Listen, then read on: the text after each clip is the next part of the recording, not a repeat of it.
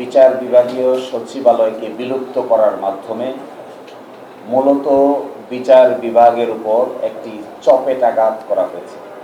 ইংরেজিতে বলে this is a slap to the independence of judiciary. এরই মাধ্যমে মূলত জাতীয়ভাবে যে ট্রাস্ট এবং কনফিডেন্স ক্রিয়েট করা হয়েছিল, সেই breach of trust of a nation হয়েছে। জনগণের আস্থার জায়গাটা ডেস্ট্রয় করা হয়েছে।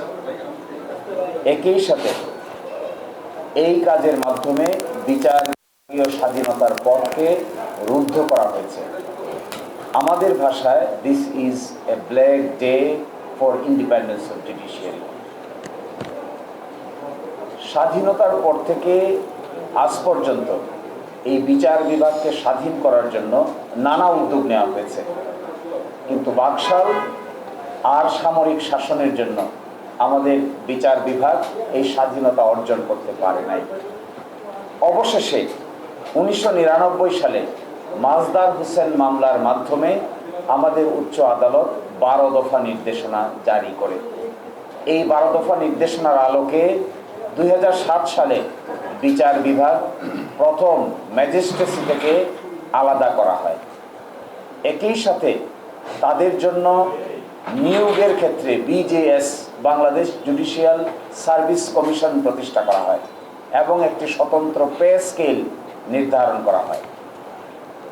2025 সালে এসে আমাদের হাইকোর্ট ডিভিশন আমাদের করা একটা রিট পিটিশনের ভিত্তিতে রায় প্রদান করেন 2রা সেপ্টেম্বর 2025।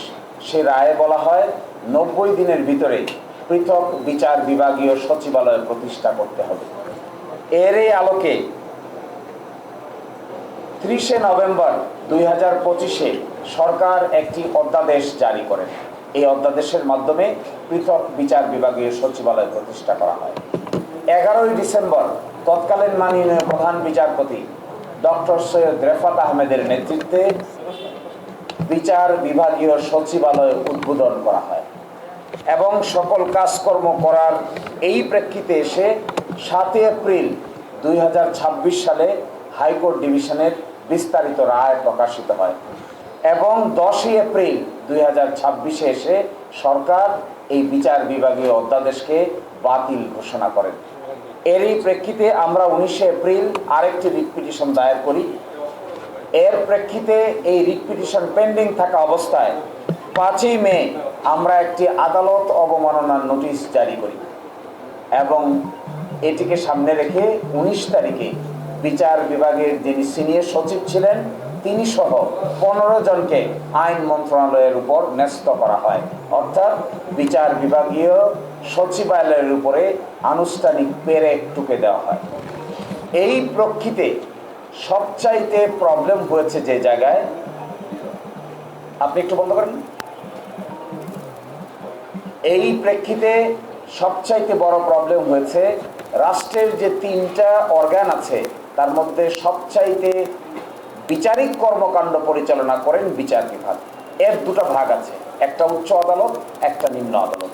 উচ্চ আদালতে বিচারক নিয়োগ দেওয়ার ক্ষেত্রে কোনো সুনির্দিষ্ট সাংবিধানিক আইন আছে। নিম্ন আদালতে বিচারকদের নিয়োগ দেওয়ার ক্ষেত্রে আগে বিসিএস পরীক্ষার মাধ্যমে নিয়োগ দেওয়া হতো। এখান থেকে আলাদা করে বিজেএস নামে একটা সিস্টেম চালু হয়েছে, এটার নাম Bangladesh judicial service commission. Appeal বিভাগের একজন বিচারপতির নেতৃত্বে এই কাজটি করা হয়ে থাকে। এই অ্যাপয়েন্টমেন্ট প্রক্রিয়াটা এখন স্বচ্ছভাবে মেনটেন করা হয়, কিন্তু তাদের ছুটি, তাদের বদলি, তাদের পদোন্নতি এবং তাদের শৃঙ্খলা এগুলো সব কিছু ছিল আইন মন্ত্রণালয়ের হাতে। ফলশ্রুতিতে তারা আইন মন্ত্রণালয়ে তাদের ইচ্ছার বিরুদ্ধে কোনো আদেশ দিলে তারা বদলি করে দেন, কাউকে দেন না, কিংবা শৃঙ্খলাজনিত অভিযোগ আনয়ন করেন। এই সমস্যার সমাধানের জন্য এইবারেই প্রথম তাদের বদলি, তাদের ছুটি, তাদের শৃঙ্খলা এবং তাদের পদোন্নতি, এই 4টা কাজ সঠিকভাবে সম্পাদন করার জন্য প্রধান বিচারপতির অধীনে একটি স্বাধীন বিচার বিভাগীয় সচিবালয় প্রতিষ্ঠা করা হয়েছিল।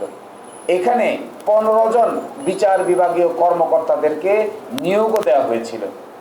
আমরা খুবই আশ্চর্যজনক যে এই যে জুলাই জাতীয় সনদ যা তারা বলছেন, এটার 36 নম্বর অনুচ্ছেদে দেখবেন, 36 নম্বর অনুচ্ছেদে 33টি দলের ভিতরে শুধুমাত্র এক দল ছাড়া বিএনপি সহ সকল দল একমত যে স্বাধীন বিচার বিভাগীয় সচিবালয় প্রতিষ্ঠা করা হবে এবং 116 অনুচ্ছেদ থেকে আমরা বিচার বিভাগকে মুক্ত করব। একই সাথে খুবই ইন্টারেস্টিং, তৎকালীন দিনের অ্যাটর্নি জেনারেল আজকালকার মাননীয় আইনমন্ত্রী তিনি আদালতে একটা হলফনামা দায়ের করেছিলেন। ওই হলফনামা দায়ের করে বলেছিলেন যে তারাও বিচার বিভাগীয় সচিবালয় প্রতিষ্ঠা করতে চান, তাদের কোনো আপত্তি নাই। কিন্তু আজকে দেখা যাচ্ছে এই বিচার বিভাগীয় সচিবালয়কে তারা ডিস্ট্রয় করেছেন। আমাদের বিবেচনায় স্বাধীন বিচার হলে আমরা যার পক্ষেই বিচার যাক না কেন আমাদের কোনো আপত্তি নেই। বিচার যদি আমাদের বিরুদ্ধেও যায় তাতেও আমাদের কোনো আপত্তি নাই। সঠিক বিচারের মাধ্যমে, ন্যায় বিচারের মাধ্যমে আমাদেরকেও যদি আদালতের আসামি হিসেবে দাঁড়াতে হয় আমাদের কোনো আপত্তি নাই। কিন্তু বিচারকদের স্বাধীনভাবে কাজ করতে না দিলে একটি সভ্য সমাজ গড়ে উঠতে পারে না। সরকার যদি কোনো সিদ্ধান্ত নেয় যা নাকি সংবিধান সম্মত নয়, আইনসম্মত নয়, বিচারকরা সেটি দেখবেন, বিচার করবেন, পক্ষে বিপক্ষে যা রায় দিবে আমি অসন্তুষ্টি হলে আপিল করব। কিন্তু বিচারকদের আমি বদলি করে দিব, তাদের পদোন্নতি দেব না, তাদেরকে সুন্দরবন বান্দরবন পাঠিয়ে দিব, এটি কোনো স্বাধীন বিচার বিভাগের ক্যারেক্টার হতে পারে না। বাংলাদেশ জামাত ইসলামী সর্বদাই স্বাধীন বিচার বিভাগের পক্ষে এবং স্বাধীনতার সহিত বিচারকরা এই বিচারকাল পরিচালনা করবেন, তাতে আমাদের কোনো আপত্তি নাই। আমরা মনে করি বদলি, ছুটি, পদোন্নতি আইন মন্ত্রণালয়ের হাতে থাকা উচিত নয়, এটা সম্পূর্ণভাবে সুপ্রিম কোর্টের কাছে থাকা উচিত। এই বিধান যদি ভায়োলেট করা হয় তাহলে অধস্তন বিচার বিভাগ তার স্বাধীনভাবে কাজ করতে পারবে না। রাতে 3টার সময় কিংবা বিকালে কিংবা সন্ধ্যার সময় আদালত বসিয়ে যাকে ইচ্ছা তাকে সাজা দেওয়ার যদি অভিপ্রায় থাকে তবেই আইন মন্ত্রণালয়কে নিয়ন্ত্রণ করতে চাইবে।